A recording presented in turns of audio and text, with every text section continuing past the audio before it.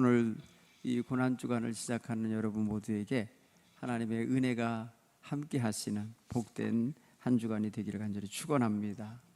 우리 곁에 오신 분들에게 인사합시다. 한 주간도 믿음으로 승리합시다. 우리는 늘 승리해야 돼요. 가장 먼저는 우리가 우리 자신과 싸워 이기셔야 돼요. 새벽 기도를 하시려면 그게 있어야 돼요. 잠과의 전쟁에서 승리하셔야 되고, 피곤과 싸움에서 이기셔야 되고, 또 영적으로 침륜에 빠지게 만드는 모든 것과 이기셔야 합니다. 타성에 젖은 채로 살면 그날이 그날 같고 그날이 그날일 것처럼 착각하고 사는데 그렇지 않습니다. 우리는 매일매일 새날을 삽니다. 매일매일 우리는 하나님이 주시는 정말 다시 없는 시간을 받아 살게 되는데, 기도하면서 출발하는 여러분 모두에게 새 힘이 있기를 간절히 축원합니다. 특별히 오늘 저녁부터는 고난주간 특별 저녁 영성 집회 시간을 갖게 됩니다. 오늘 저녁엔 특별히 송계교회에서 목회를 20여 년 가깝게 그 어려운 곳에서, 그 외로운 곳에서 목회하는 귀한 목사님이 오셔서 또 많은 아이들을 길러 가시면서 마을을 살려가면서 목회하고 있는 이야기를 하나님께서 전해주게 하실 겁니다. 이 한 주간 동안에 예수님 십자가로 더 가까이 다가가는 그런 말씀의 주제들을 읽고 주제의 말씀들을 읽어가면서 예수님을 만나고 예수님을 따르는 그런 시간을 가지려고 합니다. 그리고 오늘 우리가 읽은 이 봉독한 말씀은 우리가 잘 이해하고 있고, 또 성경을 읽으면 이 부분에 이르면은 내가 어떻게 주님을 따라야 되나 생각을 새롭게 하는 그런 자리가 됩니다. 그리고 이 말씀은 마태복음이 28장까지 있는 가운데, 그 가운데 지금 16장에 배치되어 있잖아요. 그래서 우리는 이것을 마태복음이 이런 책 형태로 만들어질 때에 마태복음의 자료들을 확보한 사람들이 이 말씀을 위치시킨 그 말씀의 자리 편집했다고 그럴까요? 이런 책으로 출판할 때에 어디쯤에다가 이 내용을 넣을까 생각을 했을 것 같고요. 그 다음에 이 내용 이후의 이야기와 이 내용 이전 이야기가 달라요. 이 내용 이후의 이야기는 예수님의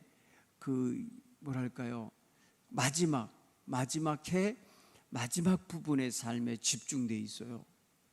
근데 이 말씀 이전의 삶은 예수님의 3년간의 공생에 3년 동안 갈릴리에서 복음 전하며 했던 이야기가 그 앞에 이렇게 채워져 있어요. 그렇게 생각해 보면은 예수님의 뒷이야기, 예수님의 이제 뒷부분 이야기가 단 며칠 내지는 몇 달이라고 생각하더라도 3년에 비하면 훨씬 짧은 기간이지만 그 이야기의 분량이 만만치 않아요. 앞부분의 3년에 대한 이야기에 비해서 뒤에 나머지 13장 이야기는, 12장 이야기는 가만히 보면은 양이 꽤 많잖아요. 그런데 그거는 예수님의 인생 전체에 볼 때 굉장히 일부의 아주 작은 시간인데 크게 써졌어요. 자, 그럼 마태복음의 이야기의 가장 큰 중심점이 어디에 있다라고 하는 것을 우리가 느낄 수 있어요. 어떤 이야기를 길게 하고 많이 한다고 하는 쪽에는 강조점이 있는 거라고 봐요. 그러니까 예수님의 이야기의 인생 후반, 곧 순환당하고 십자가를 지고 부활의 역사로 가는 그 부분이 굉장히 핵심이라는 것을 말해주는 거예요. 앞에 저 복음 전하고 다니시고 이적과 기사를 펼치며 많은 사람들에게 하나님 나라에 대한 기대와 소망을 심어주는 시간들도 소중한 기간이지만, 기록의 양을 보면은 그 긴 시간에 했던 이야기를 너무 짧게 기록한 거고, 반대로 뒷부분에 예수님의 이 공생애의 삶, 갈릴리에서부터 출발해 갖고 예루살렘에 도착해서 예루살렘에서 순환당하시고 십자가 지시는 이야기는 굉장히 길게 다뤄진다. 그런 면에서 오늘 우리가 이 이야기를 예수님의 이야기의 전반부와 후반부로 다루는 1부, 2부로 나누는 지점으로 봐도 될 것 같고, 주제가 확 달라지잖아요. 앞에는 전도라고 한다면 뒤에 부분은 예수님의 순환과 죽음에 대한 이야기예요. 그러니까 예수님의 사역을 보면 지상 사역이 있잖아요. 물론 30살 되기 전 이야기는 없어요. 간혹 묻어나오는 게 있다면 예수님의 탄생 이야기, 그죠? 그 다음에 누가복음에 하나 더 기록되어 있다면 예루살렘 방문 이야기. 그거 이야기 외에는 예수님이 30살 될 때까지 이야기가 성경에는 잠잠합니다. 아무것도 없어요. 그냥 갈릴리 나사렛의 목수의 아들로서의 삶을 우리가 연상해 볼 따름입니다.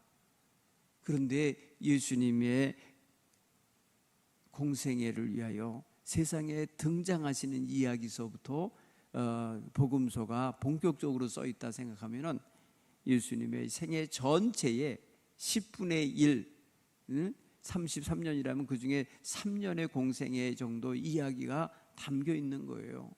그런데 그것 부분에서도 뒷부분 한 달이든지 2, 3주 된 이야기가 더 많이 부각되고 있다는 걸 볼 때에 복음서가 지금 말하려고 하는 핵심적인 내용이 어디 있는지를 우리가 느낄 수가 있어요. 많이 이야기하는 쪽에 예수님을 부각시키려고 하는 거죠. 오늘 성경 이야기는 내용상으로는 여러분이 잘 아시는 거예요. 이 예수님의 이야기가 마태복음 16장 21절의 이야기가 무엇은 이야기의 다음에 들어있는가를 얼른 보시면 예수님께서 이 이야기를 하시게 될 때에 이제 자신을 어떤 모습으로 드러내시는지를 우리가 느낄 수 있어요. 여러분 성경 16장 13절부터 예수님께서 갈릴리를 떠나고 있는 이야기가 나와요. 갈릴리 지방을 이제 벗어난 이야기가 나와요. 이 공생애는 갈릴리 중심으로 이루어지셨는데 공생애 지역이 벗어나져서 새로운 지역으로 향하여 가고 있는 모습이 나오는데, 이게 바로 빌립보, 가이사랴 빌립보 지방에 제자들을 데리고 나가신 이야기에서부터 분위기가 달라져요. 이 이야기 속에서 예수님이 자기를 사람들이 누구라고 하느냐고 물어보시기 시작했죠. 그죠? 사람들이 나를 누구라 하느냐 할 때에 무슨 선지자 중에 한 사람이에요. 엘리야라고 해요. 죽었던 세례 요한이라고도 해요. 이렇게 하면서 예수님에 대하여 사람들이 하는 이야기를 쭉 정리하여 들으시더니, 그러면 너희는 나를 누구라 하느냐 하면서 따르는 제자들에게 예수님에 대하여 묻는 거예요. 너희는 나를 누구라 하느냐. 사실 제자들은 너무 황당했을 거예요. 예수님 우리 선생님이죠, 예수님 우리 선생님이죠 라고 얼른 대답할 수 있는 질문의 대답이 나올 것 같은데, 그런 질문이 아니라는 걸 제자들이 감지했는지 제자들은 우리 선생님이죠 라고 말하지 않고 다른 말을 쓰기 시작하잖아요. 사도 베드로가 말한 것을 성경은 증언하고 있어요. 주는 그리스도시요. 예수님에 대하여 주님이라고 표현했고, 그리스도라고 표현했고, 그 다음에 살아계신 하나님의 아들입니다 라는 세 가지로 이야기를 하잖아요. 예수님은 나의 랍비입니다 라고, 선생님입니다 라고 말하지 않고 주님이십니다, 주인. 그리고 뭐라고 표현해요? 그리스도이십니다. 그리고 하나님의 아들이십니다. 이런 고백을 하는, 여러분 사람들이 말하는 거하고 달라요. 사람들은 세례요한, 죽었던 세례요한이 다시 살아난 거 아니냐 해갖고 세례요한으로 착각하는 사람이 있고, 엘리야로 착각하는 사람이 있고, 예언자들 가운데, 선지자들 가운데 한 사람이라고 이렇게 막연하게 생각하는 사람도 있고 그래요. 그런데 제자 베드로는 예수님이 누구신지를 아주 신앙적으로 고백을 하잖아요. 여기서부터 예수님은 자신이 그리스도이심을, 자신이 하나님의 아들이심을 이제 고백하게 된 제자들을 보면서 이제 내가 이제 말해도 되겠다 생각하셨던 것 같아요. 그래서 21절에 이때로부터 이런 표현을 써요. 이때로부터. 이때가 무슨 때예요? 베드로가 예수님에 대하여 주님이라고, 그리스도라고, 그리고 하나님의 아들이시라고 고백하는 이 고백이 나온 때로부터, 이 고백을 낼 수 있는 사람들이 생긴 다음부터 뭐 이렇게 생각을 할 수 있는 거예요. 예수님을 그리스도로 보기 시작하는 눈이 열려 있는 것을 발견하고, 그리고 뭐 때로부터 말씀하시는 거예요. 여러분, 예수님이 세상에 오신 것은 기적을 행하러 오는 거 아니에요? 제자들 양육하고 랍비 선생님처럼 지내려고 오신 것도 아니에요. 그 다음에 사람들에게 아주 놀라운 이적과 기사를 나타내갖고 사람들로 하여금 추앙받고 야 대단한 분이다 하면 인기를 끌려고 오는 사람도 아니에요. 예수님이 오신 것은 그리스도로 오신 거예요. 예수님은 하나님의 아들의 신분을 가지고 계시지만 이 땅에 오신 것은 그리스도로 오신 거예요. 그리스도라는 표현은요, 히브리어로 넣으면 메시아예요. 메시아. 우리로 해석으로 하면은 구원자예요. 구원자. 네. 그러니까 구원자로 오신 거예요. 그런데 예수님을 구원자로 알아보는 자가 생기니까 지금부터 이제 내가 어떻게 구원의 역사를 이룰 건지 얘기해야 되겠다 하시고 얘기한 게 그리스도께서 자기가 예루살렘에 올라가 장로들과 대제사장과 서기관들에게 많은 고난을 받고 죽임을 당하고 제3일에 살아나야 할 것을 제자들에게 비로소 나타내시니, 비로소라는 단어와 이제 이때로부터라는 단어가 이 귀한 이야기를 감싸고 있어요. 그렇죠? 우리 이야기로 보면, 우리 성경 글로 보면은 이때로부터 비로소라고 표현하는 게, 이 비로소를 앞으로 끌어갈 수도 있지만은 뒤에다가 우리 말은 써놨어요. 그 내용은 보면 예수님의 뭐예요? 고난, 순환, 죽음, 부활, 너무나 중요한 걸 여기 담아놨잖아요. 여러분, 예수님의 이야기 속에서 가장 핵심이 되는 마태복음 뒷부분 그 12장의 내용이 뭐예요? 바로 예수님의 고난과 순환의 이야기, 죽음의 이야기, 부활의 얘기잖아요. 그게 지금 거기에 딱 마치 제목처럼 붙어 있는 거예요. 그러니까 이 마태복음 2부의 가장 중요한 핵심 단어들을 쓰라고 그러면 예수님이 고난당하고 예수님이 죽임당하고 예수님이 부활하신다라는 이 세 가지 테마가 꽉 차 있는 거예요. 그렇다고 보면 여러분, 이 마태복음 그 이제 16장 이후에 펼쳐지는 이야기가 어떤 곳을 향하여 가느냐? 고난받는 길로 향하여 가는 거고, 고난받으면서 견디시고 있는 모습인 거고, 고난받고 십자가에 달려 죽게 되는 거고, 십자가에 달리셨다가 3일 만에 부활하시는 이야기가 거기 기록되어 있는 거예요. 그러니까 오늘 이 16장 21절은 이제 이후 남은 예수님의 삶을 총 요약해 놓은 귀절인 거예요. 앞으로 펼쳐질 예수님의 이야기가 여기에 다 요약되어 있는 한 귀절이 되는 게 바로 21절이에요. 이게 얼마나 중요한 장인지 우리가 그래서 느낄 수가 있는 거예요. 오늘 이 말씀을 우리는 너무 많이 읽었기 때문에 내용은 알아요. 뭔 말인지 알겠고, 그 다음에 이것을 통하여서 예수님이 자신의 어떤 사역을 앞으로 이제 남은 길을 가야 되는지 아셔요. 그래서 제자들에게 누구든지 나를 따라오려거든 자기를 부인하고 자기 십자가를 지고 나를 따라라, 이렇게 말씀하셔요. 여기서 예수님께서 그리고 난 다음에 새로운 제자 부름이 나오는 거예요. 여러분, 우리가 4장에서 예수님이 갈릴리에 오셔서 호숫가에 거니시다가 제자들 부르시는 장면 나오잖아요. 나를 따르라, 이제부터 너희가 사람을 낚는 어부가 되게 하리라 하시며 부르시잖아요. 이 예수님이 이 첫 번째 제자 부름에 대한 이 이야기를 듣고 따르는 제자들의 모습이 등장했었어요. 그러니까 예수님을 나를 따르라 하면서 불러가는 제자가 5이 있어요. 그런데 나머지는 어떻게 예수님을 만났는지 성경 기록이 없어요. 그렇죠? 베드로와 안드레와 야고보와 요한과, 그렇죠? 그리고 마태, 이런 사람은 예수님이 구체적으로 따르라고 하는 장면이 나와요. 그런데 나머지 제자들은 언제 어디서 어떻게 만나서 제자가 됐는지 성경은 말하지 않아요. 그 사람들에게는 또 별 관심도 없어요. 성경엔 그 나머지 제자들이 뭘 어떻게 활동했는지 말도 없어요.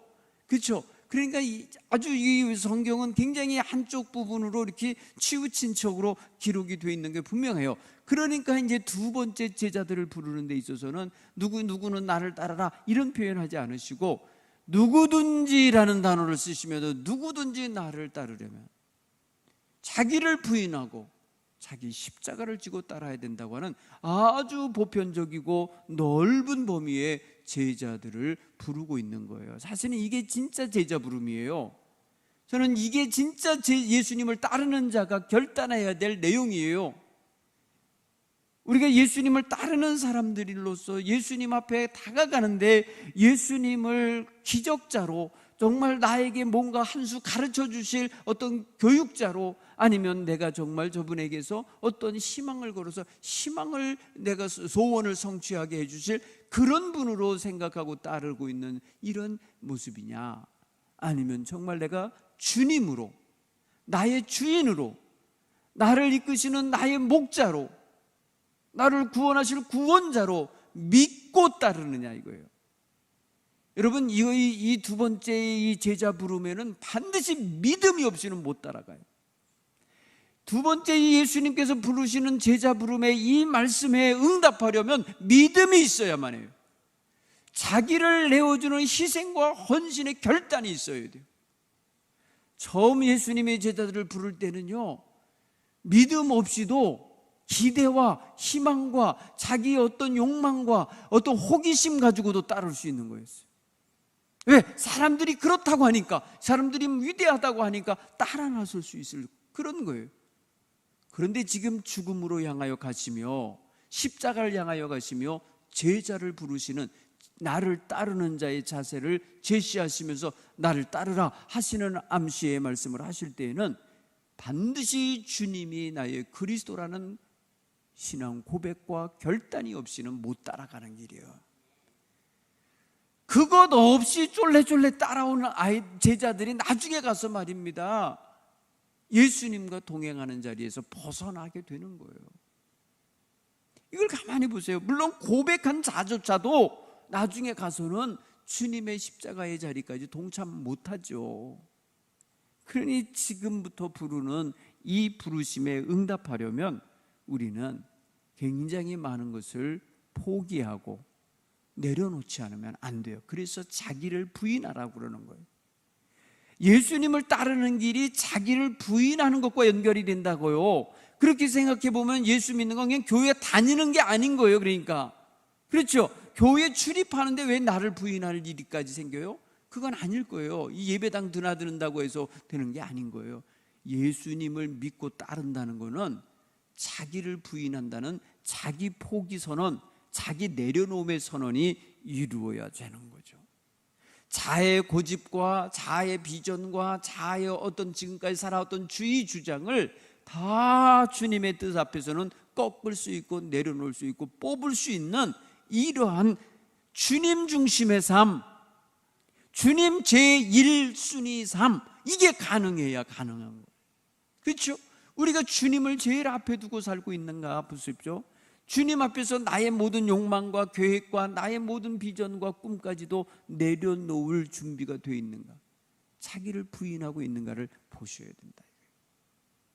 우리는 오히려 더 예수 믿으면서 더 챙기는 게 많은 거 아닌가? 더 욕망도 많아지고 더 무슨 이런저런 자기 고집이 세지고 더 자기 의가 부각되고 자기 잘난 체 하기를 좋아하는 이런 사람으로 더 강화되고 있다면 이건 정말 주님을 따르는 자의 자세에 너무나 빗나가 있는 모습인 거예요. 여러분, 우리는 어느 지역에든지 어떤 자리에든지 오래 머물면 텃세를 갖게 돼 있어요. 교회에서 30년, 40년, 50년 또 대를 이어서 있었다는 그런 집안들이 텃세를 가져요. 아주 심각한 텃세를 가져요. 주님을 따르는 자세가 없어요. 주님을 따르는 자세가 없고 마치 자기 세상이야, 자기가 마치 모든 거에 주인이야, 자기 많은 것에 있어서 자기 뜻대로 살려고 그래요. 안 되는 거예요. 주님을 따르는 자세로 무장해야 돼요. 대를 이어서 주를 따르는 종의 자세, 섬기는 자세, 자기가 먼저 나서서 십자가를 지는 자세로 정말 주님의 인품과 영성과 그분의 가르침에 온전히 젖어 있는, 예수 맛이 나는, 예수의 향기가 나는 이런 사람들이 되어야 되는 거예요. 오래 묵었다고 텃세나 갖고 있으면 되겠습니까? 그건 주님을 따르는 자세의 결과물이 아니에요. 그건 주님을 잘못 따르고 있는 거예요. 주님을 따르는 이는 항상 있어도 없는 것 같이, 없어도 있는 것 같이 다 스며들어 있어야 돼요. 그게 여러분도 중요한 거예요. 그런데 그렇게 하기가 어려운 거예요. 왜? 자기를 부인하기가 어렵거든요. 자기 부인이 이루어져야 그게 가능하거든요. 자기를 포기하는 마음, 자기의 어떤 주의 주장하고 싶고 앞서고 싶고 주장하고 싶은 것을 포기하지 않으면 안 되는 일이기 때문에 그게 쉽지 않은 거예요. 그렇게 포기한 사람, 힘 쭉 빠질 것 같고 아무 능력 없을 것 같고 아무런 영향이 없을 것 같은 사람에게 주님 뭐예요? 네 십자가를 져라. 그러면서 십자가를 갖다 넣는 거예요, 거기다. 여러분, 자기 부인하지 않은 상태에서 십자가 진다는 건 불가능합니다. 예수님이 자기를 부인하지 않고는 십자가를 지러 갈 수가 없었던 거예요. 제가 그래서 어제 나귀 타고 들어가시는 예수님의 입성하시는 그 장면 뒤에서 보여지는 게 쓸쓸하고 외로워 보이면서 동시에 모든 걸 하나님 뜻에 맡기고 내려놓은 모습이 보인다고 그랬잖아요. 모든 걸 내려놓으시고 자기를 부인하고 들어가시는 거예요. 그게 자기가 살아있으면 거기 안 들어가요. 왜 죽는 데로 가요? 왜 고난받는 데로 가겠어요? 자기가 살아있으면요 그렇게 안 하죠. 자기를 지금 내려놓고 꺾고 포기하며 부인하며 가고 계신 거예요, 하나님 앞에. 오늘 우리는 주님 안에서 주님 따르는 성도로서 이 시대에 살아갈 때에 사단의 유혹이 오고 시험이 오고 시련이 오고 세상 모든 것들이 오는 것도 힘들어요. 사실은 그거 막아내기도 힘들잖아요. 그런데 더 힘든 게 뭐냐면 자기를 부인하는 게 더 힘들고 자기를 내려놓는 게 더 힘들고 자기 십자가 지는 게 더 힘들어요. 여러분, 유혹이 오고 시험이 오는 거요, 웬만한 윤리도덕만 배워도 할 수 있는 것들도 많아요. 예수 안 믿는 사람도 유혹이 온다고 무조건 빠지지 않아요. 옳지 않으면 안 빠져요. 그거는요 그냥 가정교육만 잘 받아도 시험에 안 들 수 있도록 훈련이 될 수 있어요. 그런데 더 힘들게 어려운 게, 예수님의 말씀을 듣고 배우고 배웠어도 어려운 게 자기 부인하고 내려놓는 거예요. 자기 부인하고 포기하는 거예요. 이게 얼마나 근본적인 문제를 건드리신 것을 아셔야 돼. 예수님께서 지금 이제 사역의 방향을 갈릴리가 아닌 예루살렘을 향하여 방향을 돌리시면서 이 이야기를 하시는 거예요. 어떤 면에서는 예수님 자신에게 하시는 소리일 수도 있어요. 그렇죠? 예수님 자신에게 주어진 자기 십자가예요. 그게 하나님이 너희가 지어야 된다 하고 예수님에게 맡긴 그 구속의 십자가, 대속의 십자가를 지금 예수님은 마음에 품고 있는 거잖아요. 여러분, 예수님께서 오늘 본문의 말씀에서 내가 고난을 받고 죽임을 당할 거라는 표현 속에는 십자가가 안 보이잖아요. 그런데 제자를 부르는 자리에서 자기를 부인하고 자기 십자가를 지라는 십자가가 여기서 등장을 해요. 십자가라는 단어가 지금 여기서 나온다고요. 고난 얻어맞고 매맞고 고난당하고 책찍찍 당하고 하는 그런 거에 그 말씀을 하실 때는 말 안 하셨어요. 그런데 제자들을 초대할 때 제자들을 지금 자기 가는 길로 따르게 하시고 자기 가는 길로 오게 하시며 부르시는 자리에서 지금 십자가라는 단어를 사용하고 계세요. 사랑하는 성도 여러분, 이거는 그래서 예수님이 자기 자신도 여기에 적용하고 계신 거라고 저는 생각이 되져요. 가만히 묵상을 하다 보면 예수님 자신이 지금 뭘 바라보고 가고 있는 거냐? 십자가를 바라보고 십자가를 향하여 가는 거예요. 바라본다는 표현보다는 향하여 가시는 거예요. 우리가 바라본다 그러면 언론 주세요 사모하는 것처럼 느껴지는데 향하여 가는 거예요. 하나님이 예비해 주시고 나를 통하여 이루시려고 하는 하나님의 목적지까지 가려고 방향을 지금 갈릴리에서 예루살렘으로 틀으신 거예요. 그렇다고 볼 때에 오늘 우리는 우리의 삶의 어느 지점인가 터닝 포인트가 있어야 돼요. 어디선가 방향 전환하는 자리가 있었어야 돼요. 예수님을 믿기로 결단한 어느 날 처음부터 그런 사람도 있고, 어느 사람 성령 충만한 체험을 받으며 생에 대한 새로운 결단을 내리는 날, 그런 날 생의 방향이 십자가를 향하여 가시는 예수님을 따르는 그 길로, 예수님 가신 길로 잡히는 거죠. 여러분, 많은 사람들이 교회를 다녀도 그가 지금 걷는 길이 예수님 가신 길이 아닌 길을 가고 있는 사람도 있어요. 예수님이 걸어가신 그 길, 하나님 뜻을 이루시러 가시는 그 길, 자기를 포기하고 자기를 부인하고 십자가를 향하여 가고 있는 그 길로 함께 가지 못한 채 예수님을 따르는 줄 착각하고 있는 사람들이 많다고요. 오늘 우리는 그러면 안 돼요. 정말 우리는 예수님을 따르는 그 길에 예수님의 발자국이 있는 그 길로 따라가야 될 줄 믿습니다. 다른 것에 발자국을 따라가면 안 돼요. 여러분, 종교주의자들, 종교적 생활하는 사람들의 발걸음을 따라가면 뭐 이게 그거 같고 그게 이거 같고 헷갈릴 수 있어요. 오히려 말이에요. 그런데 우리 주님이 가신 길은 뚜렷합니다. 우리 주님이 가신 길은 분명합니다. 우리는 주님의 발자국을 알아봐야 돼요.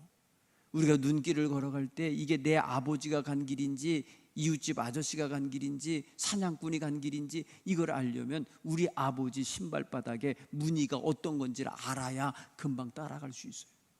그 길로 가요. 우리가 주님이 가신 길을 알려면 주님이 남겨놓으신 보혈과 주님이 남겨놓으신 눈물과 주님이 가신 탄식의 소리가 들리는 길로 가야 돼요. 제대로 알아보고 가야지. 제대로 알고 가야죠. 예수 믿는다고 해서 다 정말 그리스도의 사람이냐? 이거는 의문인 거예요. 너무나 많은 사람이 자기 욕망 분출주의자들이에요. 너무나 많은 사람이 자기 탐심에 예수님을 이용하려는 자들이에요. 예수님의 이름으로 기도하면 뭐든지 준다 그랬다고 그냥 예수 이름으로 아무거나 구하고 살고 있잖아요. 여러분, 객관적으로 딱 봤을 때 믿지 않는 사람들이 우리를 보고 진짜 예수쟁이구나, 진짜 예수를 저렇게 믿는 거구나, 이렇게 인정할 수 있어야 돼요. 아니, 쟤는 교회 다닌다는데 나랑 다른 게 없네? 예수 안 믿고 사는 나랑 뭐 다를 것도 없이 생각하고 말하고 행동하고 그런 욕망과 탐심에 사로잡혀 사네? 구별이 안 되는 게 있으면, 구별 안 되는 모습으로 살고 있으면 잘못 믿는 거예요. 여러분, 우리는 가장 먼저 예수 제대로 믿는 걸 예수 안 믿는 사람이 알아봐야 돼요. 끼리끼리 모여갖고는 잘 하는 줄 알고 있죠. 우리끼리니까. 천만의 말씀이에요. 다 잘못 갈 수도 있는 거잖아요. 다 잘못된 길로 함께 가 있으니까 안전한 줄 아는 거 아니에요. No, 그게 아니에요. 예수님을 제대로 따르고 있는지를 봐야 돼요. 그런가 누군가가 깨우쳐져 있어야 돼요. 주님과의 교제가 이루어지고 있어야 돼요. 주님의 영성을 갖고 있어야 돼요. 여러분, 예수님과 함께 있고 예수님을 위해 주는 것 같고 예수님과 함께 이렇게 동행하고 있고 3년 동안 한솥밥을 먹고 있었고 다 했어도요, 예수님은요 사탄이라고 표현하는 데가 있어요. 예수님은 이 제자 베드로에게 사탄아 물러가라. 여러분, 눈앞에 와 있는 사탄인 거예요. 그러니까 우리 속에도, 우리 교회 안에도, 우리의 삶에 가까이 있는 우리의 모습 속에도 사탄이 와 있는 거예요. 그러니까 전혀 다른 길 가게 만들 수 있어요. 전혀 다른 거 보게 만들 수 있고 전혀 다른 관심으로 세상을 보고 신앙의 길을 가게 만든다는 거죠. 오늘 이런 면을 생각해야 돼요. 사랑하는 성도 여러분, 오늘 우리가 고난주간을 첫날을 출발하면서 내가 정말 예수님의 가는 길을 제대로 따라가는 응답한 신앙인으로 가고 있나 보셔야 돼요. 그래서 주님, 내가 주님을 온전히 따르도록 나를 붙잡고 있고 나를 주장하려 하는 나의 자아성, 너무나도 강력한 포기 못하게 하는 나 자아를 깨트리게 하옵소서. 십자가에 못 박히게 하옵소서. 나를 내려놓고 주님을 온전히 따르는 이러한 제자가 되게 해 주옵소서 하며 참된 제자 도를 터득한 성도가 되셔야 합니다. 참된 그리스도를 따르는 자의 모습을 가지고 있어야 된다. 그래야 시간 낭비 안 하는 거예요. 그래야 헛된 길을 가는 거 아니에요. 진실한 믿음의 길을 걷게 되는 것임을 깨닫기를 바랍니다. 이 아침에 오늘 우리 모두 기도하십시다. 주님, 주님의 고난과 주님의 죽으심에 온전히 부합하게 응답하며 나아가게 하옵소서. 하나님, 나의 부정적이고 나의 죄악된 모습들을 꺾어주시고 끊어주시고 뽑아내 주옵소서. 예수님의 가시는 길을 내가 온전히 따르고 내가 예수님에 대한 온전한 신앙 고백과 그에 합한 삶을 살아내게 하옵소서. 이 시간 우리 하나님 앞에 간절히 부르짖으며 예수님 따르는 참된 제자 되기 위한 기도를 하시기 바랍니다. 주여, 주여, 주여. 아버지 하나님 고맙습니다. 오늘 주님께서 우리를 새롭게 부르시는 음성을 듣습니다. 누구든지 나를 따라오려거든 자기를 부인하고 자기 십자가를 지고 나를 따르라 하시며 부르시니 하나님이